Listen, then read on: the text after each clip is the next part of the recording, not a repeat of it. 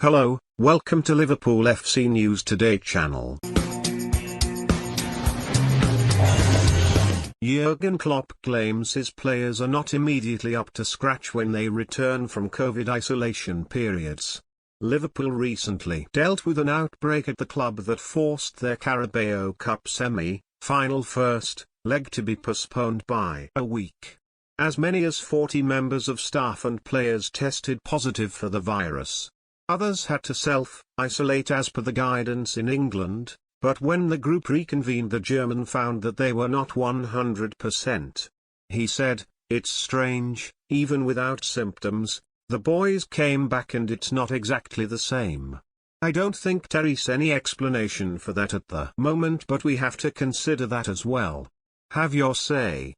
Will Liverpool win any silverware this term?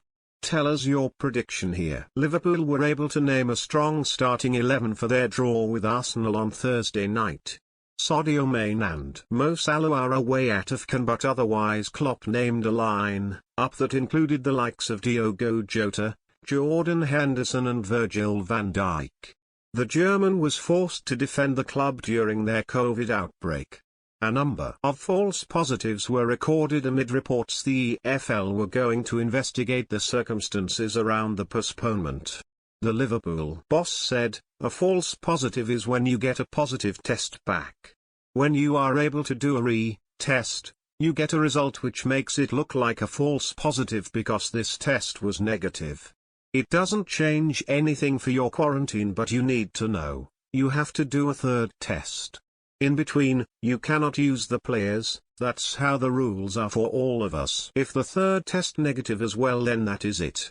But that is 4 days later, we couldn't have done anything different. In the first moment we got the positives tests, we had to consider it was the right result." PCR tests, by the way.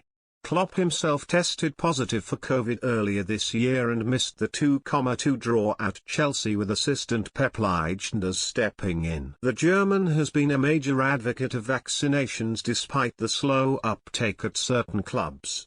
He even went as far as to say the Reds would shy away from signing players who had not taken the jab.